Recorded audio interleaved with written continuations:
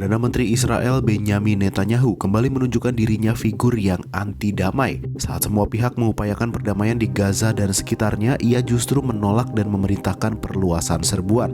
Pada Rabu 7 Februari 2024 malam waktu Israel atau Kamis dini hari waktu Indonesia, Netanyahu mengungkapkan penolakan tersebut beberapa saat setelah bertemu Menteri Luar Negeri AS Antony Blinken. אנחנו בדרך לניצחון מוחלט. הניצחון הוא בהישג יד. זה לא עניין של שנים או עשרות שנים, זה עניין של חודשים. צה"ל מחולל נפלאות ומתקדם בשיטתיות להשיג את כל מטרות המלחמה שאנחנו בדרג המדיני הצבנו לו. חיסול החמאס, שחרור כל החטופים והבטחה שעזה לא תהווה עוד איום על ישראל.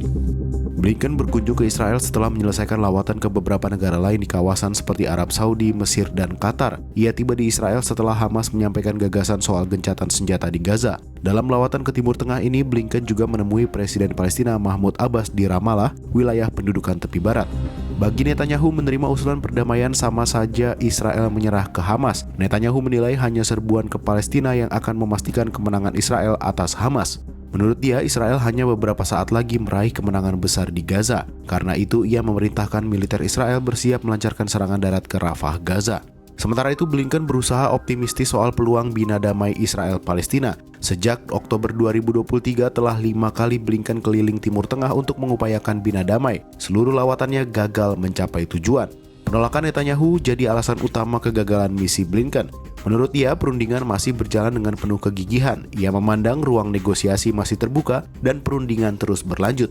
Tidak hanya dari luar negeri, pilihan Netanyahu untuk terus berperang telah menuai kecaman dari dalam Israel. Salah satu mantan sandera Hamas, Adina Moshe, khawatir Netanyahu akan bertindak lebih keras yang bisa berdampak buruk bagi para sandera. Kepala Forum Kajian Palestina pada Moshe Dayan Center for Middle Eastern and African Studies, Michael Milstein, menyebut bahwa sejauh ini perang hanya menghasilkan kehancuran Gaza. Padahal berulang kali pemerintah Israel menekankan tujuan serbuan Gaza untuk memusnahkan Hamas. Israel menekankan perang akan berlanjut sampai Hamas dikalahkan. Milstein mengatakan penghancuran berbagai bangunan pemerintahan di Gaza tidak berguna untuk mengalahkan Hamas, sebab Hamas tidak membutuhkan bangunan-bangunan tersebut untuk meneruskan perlawanan terhadap Israel. Perlawanan akan terus berlanjut meski seandainya para pemimpin Hamas di Gaza saat ini tewas. Ia mengingatkan Israel akan menghabiskan banyak sumber daya dalam perang ini.